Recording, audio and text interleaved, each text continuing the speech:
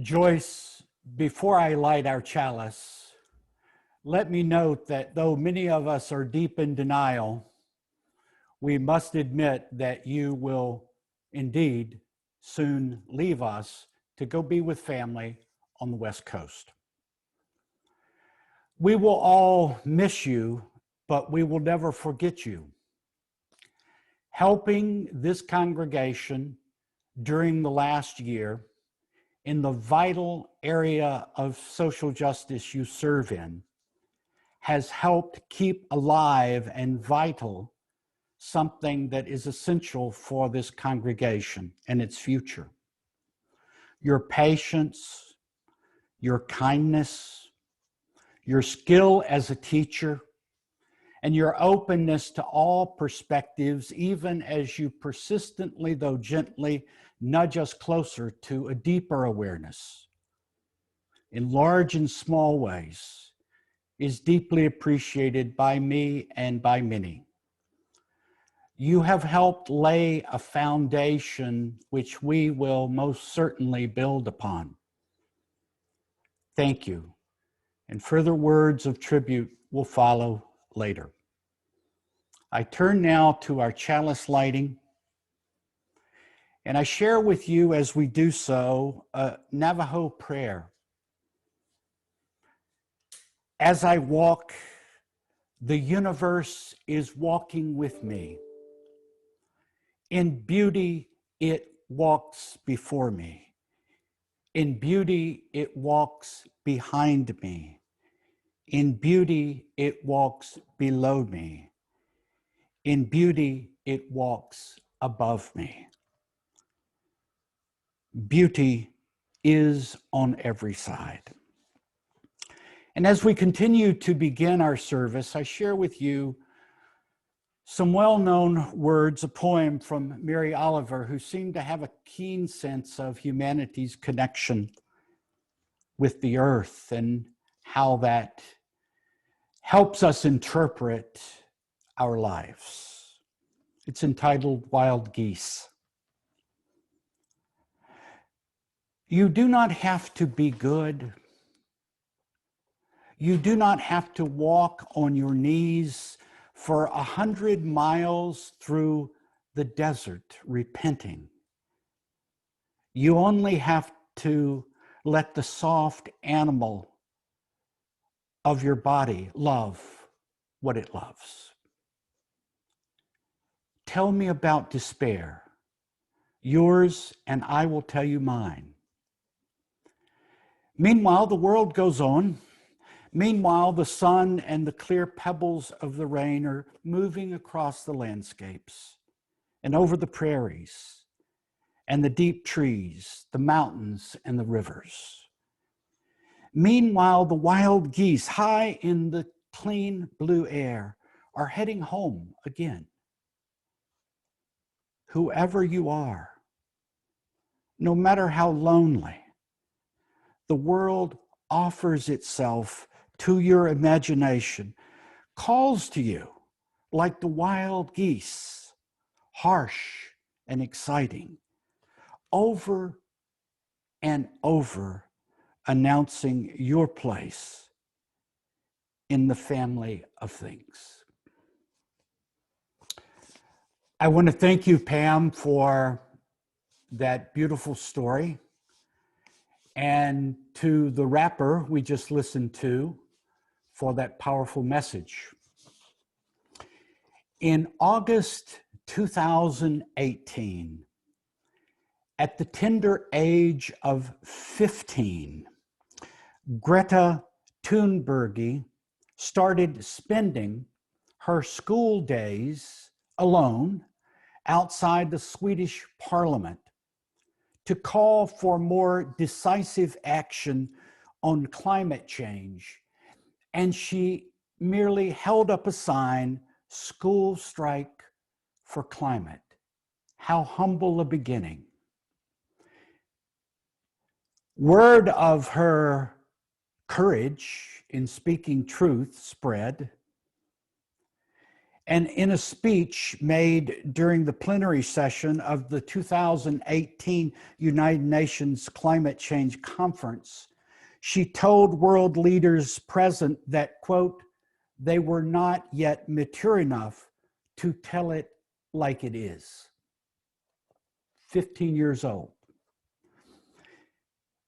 In January of 2019, she spoke before the World Economic Forum at Davos, Switzerland, and standing before the rich and powerful, the leaders of the world, this 15-year-old girl said, our houses are on fire. And then she went on to say to the assembled people, we understand that the world is a complex place and that change doesn't happen overnight. But now you've had more than 3 decades of blah, blah, blah. How many more years do you need? Like a prophet of old, she spoke the unvarnished truth with no effort to charm or sweeten her words or beguile with half-truths or evasions. She spoke like a voice in the wilderness. She seemed extraordinarily alone. She was very quickly ridiculed, but she represented something that will not be suppressed. It is the voice of the young. It is the voice of the future. It is the voice of the sane. It is the voice of those who can see clearly. And it represents a rising chorus of voices. There is hope about climate change. And I would like to share with you this morning 10 major reasons why there are 10 reasons for being hopeful. Number one, our country has re-entered the Paris Agreement. As of February 2021, 191 member countries are parties to this agreement, which is the only worldwide global effort to address climate change at every level of government. Number two, the current administration is creating a tsunami of actions directed at climate change. For example, by creating a $2 trillion American jobs plan that puts climate change at the center and is tied to the job creation in the area of clean energy and building modern and sustainable infrastructure. By transforming also the country's mix of energy through regulation and executive orders.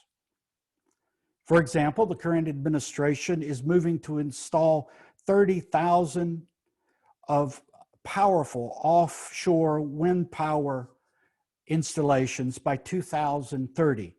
At the same time, it will create 77,000 jobs. By hosting and calling out leaders from all over the world to a virtual climate summit on April the 22nd, this administration is also addressing climate change. By the appointment of climate warriors to the State Department, the EPA, the Interior Department, and other top posts. In these and many other ways, there is a tsunami of significant change about to overtake our country. Number three, there is a rapidly building association of economic thriving with addressing the climate crisis. This is so incredibly important because simply appealing to people's moral sense to act right on climate change will not cut the mustard. It is necessary for there to be substantial economic power behind the changes to address climate change. And this is happening. John Kerry has said, I believe that the economics of this are going to take over. And that if we do our work correctly in the next few years with the rest of the world, no individual politician or no individual political group will be able to stand in the way of what we're trying to do, because it is tied to economic interest. Number 4, 50 nations have signed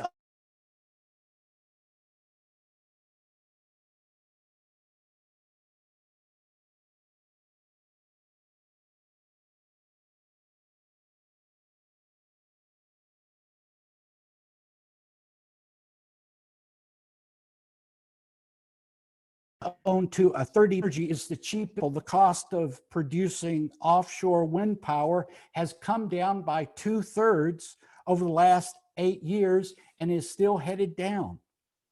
Solar power is the cheapest electricity in history right now. And the US Department of Energy aims to cut costs 60% further by 2030. Number 6, the growing number and quality of electric transportation choices. General Motors has announced that it will only produce electric cars at the beginning of 2025. Federal policies will accelerate the development of the electric car industry. Number 7, the global movement towards a plant-based diet. We know that avoiding conventional meat and dairy products is the single biggest way to reduce the environmental impact on the planet and at the same time improves human health. Hopefully, by the end of this month, the fellowship can commit itself as a collective and as individuals to a plant-based diet. Our own Eric Townsend is an expert in this subject. Number 8, some of the most wealthy people in our society are pledging to spend billions of dollars on energy research and development. These include Bill and Melinda Gates, Elon Musk, Michael Bloomberg, Zuckerberg, Jeff Bezos, and others. Number 9, overwhelming majorities in the 7 most developed countries in the world support climate change, climate change action, overwhelming majorities. And number 10, there is substantial institutional, corporate, and local government support for climate action. 53 companies across 18 industries and 12 countries have committed to working toward a net zero carbon in their worldwide businesses 10 years earlier than the deadlines of the Paris climate requests. 17 governors in the US belong to the Climate Alliance, including North Carolina's own governor, thereby committing to reduce carbon emissions in their cities and states significantly. Over 1,000 mayors have joined the US Conference of Mayors Climate Protection Agreement since 2005. Both Winston-Salem and Forsyth County have passed 100% clean, renewable energy and green job resolutions. All of these things represent a substantial tide of action, not just merely based on moral persuasion or good intentions, but based on powerful resources that will actually change the shape of our economy and move us as a society towards a world of more renewable energy. So when we act, as act we must, we are part of a rising tide of people who are acting in a similar way. Let us never forget what one group of people can do if they put their mind to it, or even what one person can do, as Greta's example showed. And as the rapper said, The problem is not the environment. The problem is us. And if we made the problem, we can solve the problem. I hope you will join me.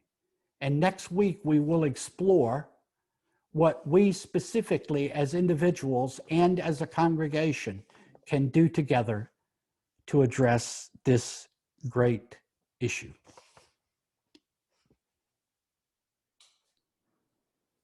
Following up with Joyce, I do want to encourage each of you, even if you harbor some reservations and some skepticism about this subject, to venture into one of the chat rooms after the service. These intimate dialogues are so important to the work we are trying to do and the Echo Solutions Committee is trying to do. The words for extinguishing the chalice and benediction I share with you now, which come from a Hawaiian prayer. Let us give thanks for the world around us. Thanks for all the creatures, stones, and plants. Let us learn their lessons and seek their truths so that their path might be ours and we might live in harmony, a better life. May the earth continue to live. May the heavens above continue to live. May the rains continue to dampen the land. May the wet forests continue to grow. Then the flowers shall bloom, and we people shall flourish again. Amen.